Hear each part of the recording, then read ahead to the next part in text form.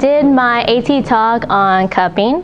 It's a form of therapy that creates a suction on the skin to increase blood flow to the certain area, which a negative pressure, when you put the cup on, it creates a negative pressure on the skin, which draws the tissues outwards. Why is it beneficial? It increases local circulation, improves lymphatic flow, it releases scar tissue adhesions, and when the athlete or the patient puts it on their skin or we do it for them, it relaxes the muscles and it releases trigger points. So who started it? Old textbooks say the Egyptians started it around 3,500 years ago, but it dates back to 5,000 years ago as well. Okay, there's two different ways of cupping, which is wet or dry, so you get to pick which one you use.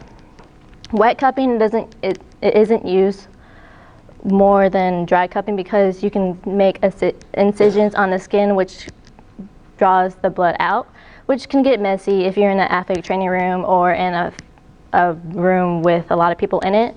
A lot of people don't like blood, a lot of people don't like seeing blood, and a lot of people don't like working with it since there's a lot of pathogens and a lot of diseases that you can spread with blood.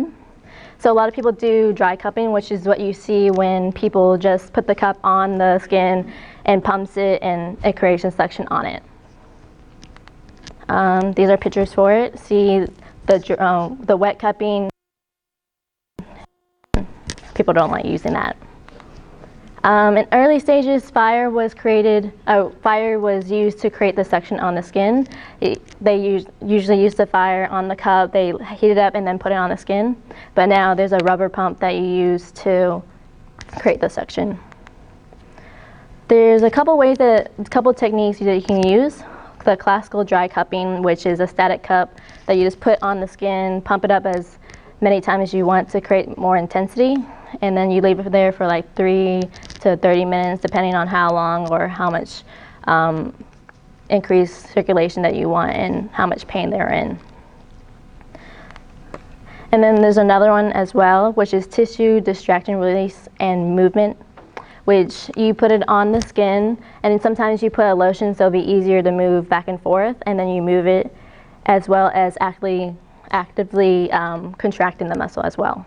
And it usually is about 2 to 3 minutes. Any longer, it may create pain with the patient or discomfort and everything like that. Any contraindications? It could, like if you have blood disease, if you do the wet technique, hernias, a lot of edema in the area, infections, dermatitis, and everything like that. Okay, Megan.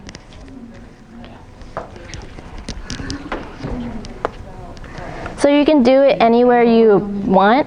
You just lay down on your stomach.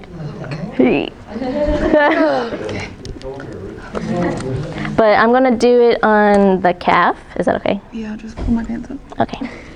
So the first way is the static technique, which, sorry. Okay. Then you just put it on the skin, pump it. Each pump increases the intensity. So this is 2 pumps, which is pretty tight. So you stay there 30 minutes, depending on how long you want to do it. And to release it, you just pull the top and then you take it off. And for the movement one, you put a little lotion so the patient or the athlete would have a little bit comfort with the application. Oh, that's a lot. Does it matter what your base is there, Ashley, do you know, for Sir? your lubricants? Does it matter? No, it doesn't matter as much as something a little bit thicker than like lotion you put on every day. This is like cocoa butter, and it's a little bit thicker than most. So it's good for that. Sorry, I put a lot. You should use water-based stuff, right? Yes, I guess so. Oh, sorry. Oh, no. That's good? Yeah, it's fine, I guess. And then, I don't like that. and then you can move it, which is weird, but yeah. Feel good? I didn't pump it that much. Okay, whatever. Okay. $50, didn't you? What? No. So let's go. Yeah, if you want to try it, you can. I'm done. Oh, sorry. It's okay.